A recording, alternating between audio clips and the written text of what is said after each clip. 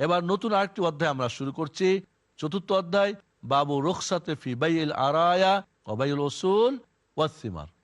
4 নম্বর অধ্যায়ের যে আরায়ার মধ্যে আরায়া বিক্রি করা অনুমতি রয়েছে। আরায়া বলা হয় ফকির মিসকিনদের অভাবের কথা দেখে বাগানওয়ালা তার দুই একটা গাছ নির্দিষ্ট করে তাদেরকে বললেন, তোমরা এই গাছের ফল খাবে।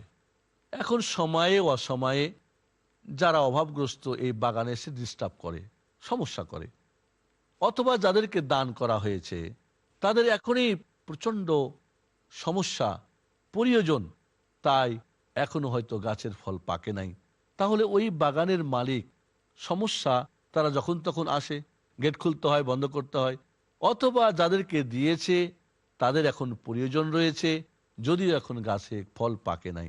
এই যে একটা এহসান, এই যে একটা ভালো কাজ বাগানের মালিক করেছেন, এক্ষেত্রে শরীয়ত একটা ছাড় দিয়েছে।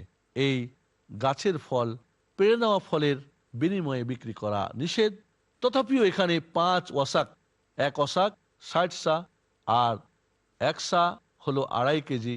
তাহলে এই যে 5 ওয়াসাক পরিমাণ খাদ্য যদি গাছের ফল হয় বা এর কম হয়, সেই ক্ষেত্রে জায়েজ করে দেওয়া হয়েছে বিশেষ প্রয়োজনে।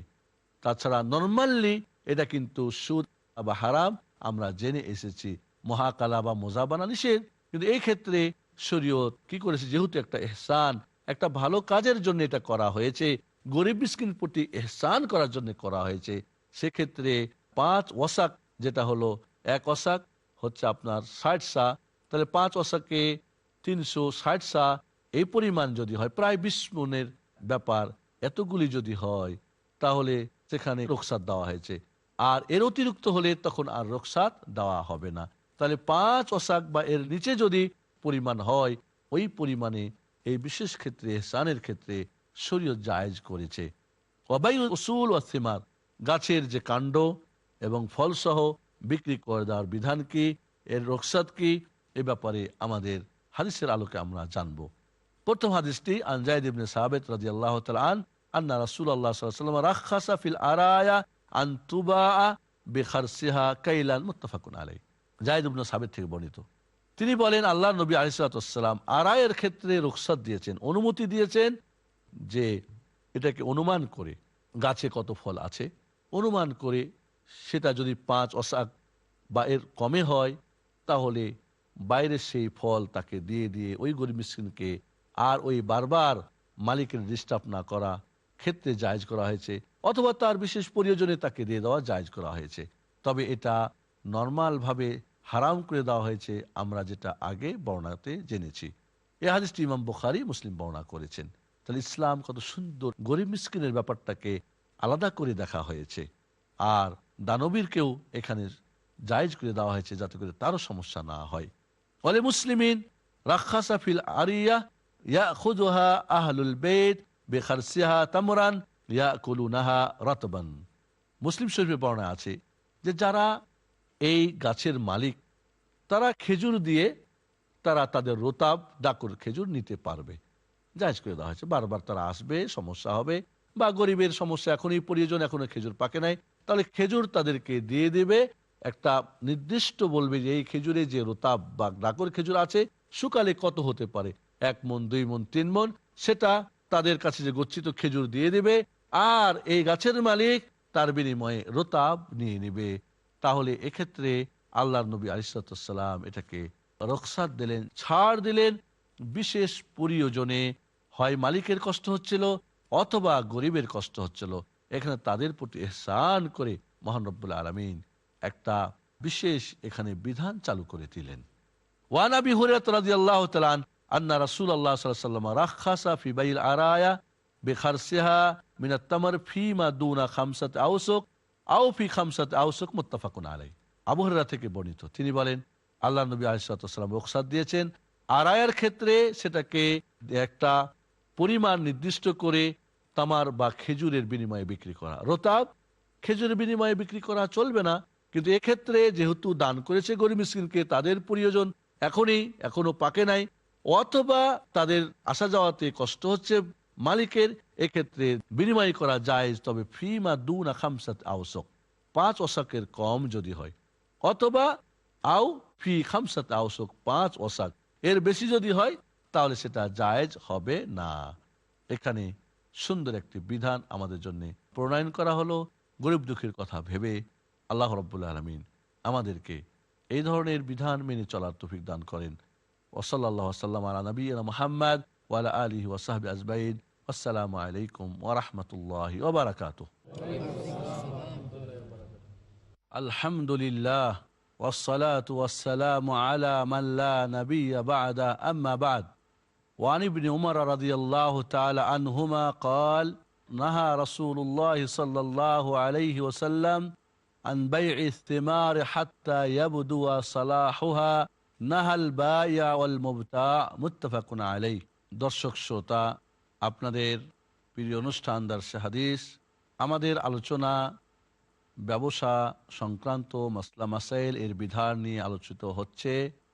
আশা করি আপনারা আমাদের এই আলোচনা থেকে উপকৃত হচ্ছেন, কোরআন ও সুন্নাহর আলোকে জীবন গড়ার সুযোগ পাচ্ছেন। আজকে এ পর্বে আমরা যে হাদিসটি পাঠ করেছি আব্দুল্লাহ ইবনে ওমর রাদিয়াল্লাহু তাআলা আনহু থেকে বর্ণিত। তিনি বলেন, রাসূলুল্লাহ সাল্লাল্লাহু আলাইহি সাল্লাম নিষেধ করে দিয়েছেন আন বাইইস সিমার, যে কোনো ধরনের ফল বিক্রি করতে, হাত্তা ইয়াবদুয়া সালাহুহা, যতক্ষণ পর্যন্ত এই ফলটি পরিপক্ক না হয়ে যাবে, পেকে না যাবে, পেড়ে নেওয়ার মতো না হয়ে যাবে, বিপদ মুক্ত না হয়ে যাবে। কাঁচা থাকতেই বা ফুলে ফলে থাকতেই বিক্রি করা যাবে না। এটা যখন পেড়ে নেওয়ার মতো উপযুক্ত হয়ে যাবে, ততক্ষণ পর্যন্ত এটা বেচা বিক্রি করা যাবে না। নাহা আনিল বায়, বাগানের মালিক, ফলের মালিককেও নিষেধ করেছেন বিক্রেতাকে। ওয়াল মুবতা, এবং যে ক্রয় করবে তাকেও নিষেধ করে দিয়েছেন, কারণ এর মাধ্যমে ক্ষতিগ্রস্ত হবেন কোনো এক পক্ষ অথবা উভয় পক্ষ। এক্ষেত্রে ফল গাছে থাকা অবস্থায় এটা যতক্ষণ পর্যন্ত এটাকে প্রেরণার উপযুক্ত না হবে, ততক্ষণ পর্যন্ত এটাকে বেচা বিক্রি কেনা কোনোটাই চলবে না। আজ আমাদের দেশে, আমাদের সমাজে এমন দেখা যায় যে ফল এখনো পাড়ার উপযুক্ত হয় নাই, বরং মুকুলেই বিক্রি হয়ে যাচ্ছে। এটা নিঃসন্দেহে এই ব্যবসা শরীয়তে তাকে হারাম করে দেওয়া হয়েছে, কারণ এর মধ্যে বিপদ আপদ হতে পারে, ভালো মন্দ হতে পারে, আশঙ্কা মুক্ত নাও হতে পারে। এই জন্য অজানা এক অবস্থার পরিপ্রেক্ষিতে আপনি ক্রয় বিক্রয় করবেন, এটা শরীয়তে জায়েজ করা হয় নাই। এক্ষেত্রে বাগান মালিকদেরকে আমরা অনুরোধ জানাবো, আপনারা এই হাদিসের আমলের বিপরীত কোনো আমল করতে চাইবেন না।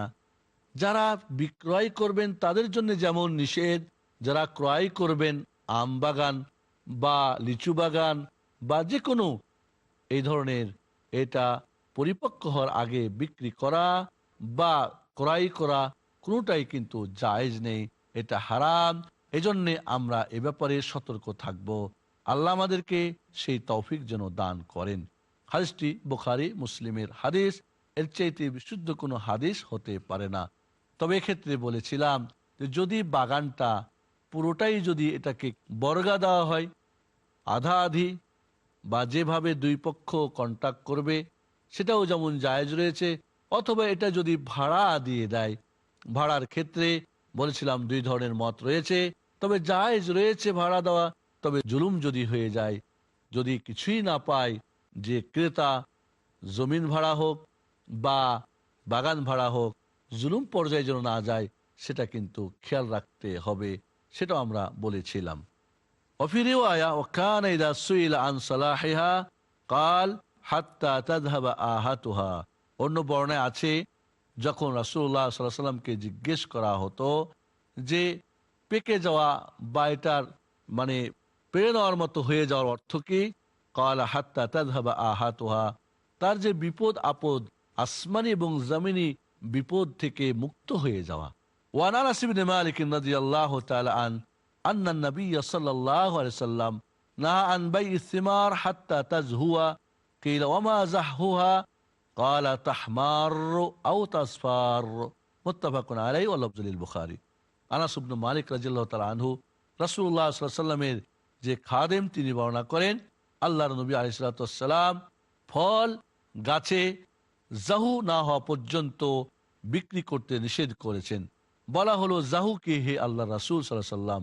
তিনি বললেন তাহমার, সেটা লাল হয়ে যাবে, আও তাসফার, অথবা হলুদ হয়ে যাবে। কিছু ফল আছে যখন সেটা পাড়ার উপযুক্ত হয় সেটা তখন কিছু আছে লাল হয়ে যায়, আর কিছু আছে হলুদ হয়ে যায়। মোট কথা হলুদ বর্ণ এবং লাল বর্ণ হয়ে গেলে শুধু নয়, বরং এর সঙ্গে সেটা পেড়ে নেওয়ার উপযুক্ত হয়েছে, তখনই সেটাকে বিক্রি করা জায়েজ হবে। তার আগে যদি কেউ বিক্রি করে তাহলে সেটা জায়েজ হবে না, হারাম পর্যায়ের হয়ে যাবে, এবং সেই অর্থ নেওয়াটাও তার জন্য বৈধ হবে না। হাদিসটি ইমাম বুখারী এবং মুসলিম দুইজনে বর্ণনা করেছেন। এখানের শব্দগুলি ইমাম বুখারী রাহমাতুল্লাহ আলাইহি। কাজে অর্থ যদি এক হয় সেটাও মুত্তাফাক আলাইহি, মানে এই হাদিস বর্ণনা করতে ইমাম বুখারী মুসলিম দুইজনেই বর্ণনা করেছেন। শব্দের পার্থক্য হলেও যদি অর্থ এক হয় সেক্ষেত্রে বুখারী মুসলিম বর্ণনা করেছেন, মুহাদ্দিসিনা মুত্তাফাকুন আলাইহি বলেন। তবে হুবাহু শব্দ হলে তো অত্যন্ত ভালো, হুবাহু শব্দ না হলে অর্থ যদি এক হয় তবু সেটাকে মুত্তাফাক আলাইহি বলা হয়। তবে এক্ষেত্রে মুহাদ্দিসিনে কেরাম বলে দেন শব্দ মুসলিমের না ইমাম বুখারীর। এ কথাটা, এই আমানতটুকু তারা আমাদের কাছে পৌঁছে দেন। তাহলে এর দ্বারা আমরা বুঝলাম যে ফল পেড়ে নেওয়ার উপযুক্ত না হওয়া পর্যন্ত বিক্রি করা যাবে না, এবং এই নিষিদ্ধ বিক্রেতা এবং ক্রেতা উভয়ের জন্যে প্রযোজ্য। বিক্রেতা বলবে না আমি কি করব, আমার কাছে তারা এসেছে চাচ্ছে, তা আমি কি করব না। আপনার এই অজুহাত, আপনার এই ওজোর আল্লাহ কবুল করবেন না। কাজেই মানুষকে জবাব দেওয়ার আগে আল্লাহকে কি জবাব দিবেন সে ব্যাপারটা ভালো করে আগে বুঝে নেওয়া উচিত। আল্লাহ রাব্বুল আলামিনের শরীয়তের নীতিমালা বিধিমালা মেনে নিতে পারলেই উত্তর দিতে পারবেন, নচেত আপনার ইচ্ছা মতো প্রয়োজন বা ওজোর খাড়া করবেন, সেটা মহান রব্বুল আলামিন শ্রবণ করবেন না। আল্লাহ নবী আলাইহিস সালাতু ওয়াস সালাম থেকে বর্ণনা করেন আনাস বিন মালিক রাদিয়াল্লাহু তাআলা আনহু, আল্লাহ নবী আলাইহিস সালাতু ওয়াস সালাম নিষেধ করেছেন আন বাইল ইনাব হাত্তা ইয়াসওয়াদ্দা। ইনাব অর্থাৎ আঙ্গুর যতক্ষণ পর্যন্ত উপযুক্ত না হবে, এখানে বলছে কালো না হয়ে যাবে, অর্থাৎ একটু কালো ধারণ রং আসবে, পাড়ার উপযুক্ত হয়ে গেলে, পাড়ার উপযুক্ত অর্থাৎ যে আঙ্গুরটা পেড়ে নিলে আর নষ্ট হবে না, খাওয়ার উপযুক্ত থাকবে, এমন আঙ্গুর না হওয়া পর্যন্ত বিক্রি করা আল্লাহ নবী নিষেধ করে দিয়েছেন। ওয়ান বাইল হাব হাত্তা ইশতাদ্দা, এবং হাব যেগুলি দানা জাতীয় ফসল, এগুলিও বা ফল বিক্রি করা যাবে না, যেরকম ডালিম আছে অন্য কিছু আছে, যতক্ষণ পর্যন্ত সেটা পরিপক্ক না হয়ে যায়, শক্ত না হয়ে যায়, পাড়ার পরে সেটাকে নষ্ট হওয়ার আশঙ্কা মুক্ত না হয়, এমন না হওয়া পর্যন্ত বিক্রি করা যাবে না। এই হাদিসটি ইমাম নাসি বাদ দিয়ে পাঁচজনে অর্থাৎ আবু দাউদ, তিরমিজি, ইবনে মাজাহ, ইমাম আহমদ হাম্বাল বর্ণনা করেছেন। ওয়াসাহ ইবনে হিব্বান ওয়াল হাকিম, ইবনে হিব্বান এবং হাকিম রাহিমাহুল্লাহ হাদিসটিকে সহিহ বলেছেন, হাদিসটি সহিহ হাদিস। তার এই সব দ্বারা আমরা বুঝতে পারলাম ফল বা ফসল পাড়ার মতো বা কাটার মতো না হওয়া পর্যন্ত বিক্রি করা যাবে না, এটা আমরা বুঝতে পারলাম। ওয়ান জাবির ইবনে আব্দুল্লাহ রাদিয়াল্লাহু তাআলা আনহুমা قال قال رسول الله صلى الله عليه وسلم لو بعت من أخيك تمرا فأصابته جائحة فلا يحل لك أن تأخذ منه شيئا بما تأخذ مال أخيك بغير حق رواه مسلم وفي رواية له أن النبي صلى الله عليه وسلم أمر بوضع الجوائح। জাবির বিন আব্দুল্লাহ রাদিয়াল্লাহু তাআলা আনহু থেকে বর্ণিত, তিনি বলেন রাসূলুল্লাহ সাল্লাল্লাহু আলাইহি ওয়াসাল্লাম বলেছেন, তুমি যদি তোমার ভাইয়ের কাছে খেজুর বিক্রি করে দাও, গাছে খেজুর হয়ে গেছে, পেকে গেছে, পাড়ার উপযুক্ত হয়ে গেছে, ফাসাবাতহু জায়হা, এরপরে ওই খেজুর গাছে বিপদ এসে গেছে, আসমানি বা জমিনি বালা এসে গেছে, ফালা ইয়াহিল্লু লাকা আন তাখুযা মিনহু শাইআ, তারপরেও তোমার ভাইয়ের কাছ থেকে এই টাকা নেওয়া তোমার জন্য জায়েজ হবে না, হালাল হবে না। হাদিসের বাকি অংশ আমরা একটা ছোট্ট বিরতির পরে পূর্ণ করব, ততক্ষণ আপনারা আমাদের সঙ্গেই থাকুন। আসসালামু আলাইকুম ওয়া রাহমাতুল্লাহি ওয়া বারাকাতুহু। বিরতির পরে আবারও আমরা হাদিসের বাকি অংশ পূর্ণ করার জন্য উপস্থিত হয়েছি স্টুডিওতে। বন্ধুগণ, আল্লাহর নবী আলাইহিস সালাম বললেন, তুমি যদি তোমার ভাইয়ের কাছে খেজুর বিক্রি করে দাও, আর ওই খেজুর গাছে আল্লাহর কোনো আসমানি জমিনি বালা বিপদ আসে, সেটাকে হালাক নষ্ট করে দেয় তোমার জন্য, তাহলে সেই ভাইয়ের কাছ থেকে কিছু নেওয়া হালাল হবে না। বিমাতা খুদমাল আখিকা বিগাইর হক, কোনো অধিকার ছাড়া কিসের বিনিময়ে তুমি এই অর্থ তোমার ভাইয়ের কাছ থেকে তুমি গ্রহণ করবে? এই হাদিসটি ইমাম মুসলিম বর্ণনা করেছেন।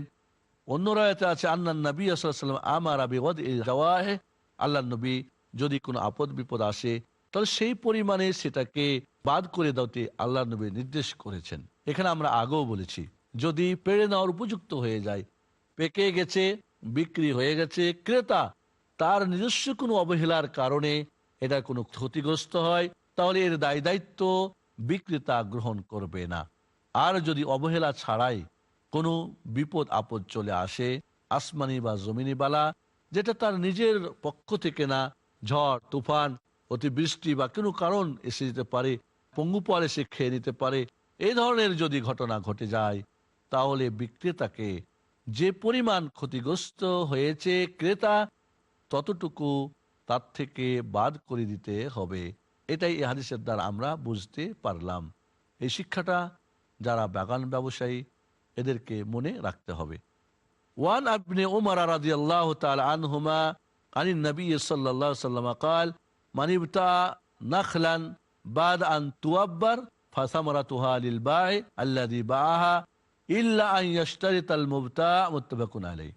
আব্দুল্লাহ ইবনে ওমর থেকে বর্ণিত রাদিয়াল্লাহু তাআলা আনহুমা, তিনি আল্লাহর নবী থেকে বর্ণনা করেছেন, রাসূলুল্লাহ সাল্লাল্লাহু আলাইহি ওয়াসাল্লাম বলেছেন, মান ইবতাআ নাখলান বাদ আন তুয়াব্বার, খেজুর গাছের তাবিরের পরে যদি কেউ খেজুর গাছ কিনে নেয়, ক্রয় করে নেয়, তাবির হলো বেটা খেজুর গাছের মাথার মধ্যে লম্বা লম্বা শীষের মতো বের হয়, এইটাকে কেটে যেগুলি বেটি খেজুর গাছ সেগুলির সঙ্গে বেঁধে দেওয়া হয় এবং এর ফলে রব্বুল আলামিনের ইচ্ছায় সেই ফল গাছটা বেশি দেয়, তাই তাবির করা হলো। তাহলে যে তাবির করা খেজুর গাছ বিক্রি করবে,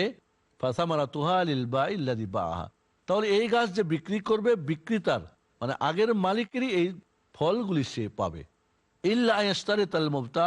কিন্তু ক্রেতা যদি শর্ত করে যে না, তাবির আপনি করেছেন বটে, তবে আমি এই শর্তে ক্রয় করব যে এই ফল কিন্তু আমারই, এই বছর আমি পেয়ে যাবো, আপনি আর পাবেন না।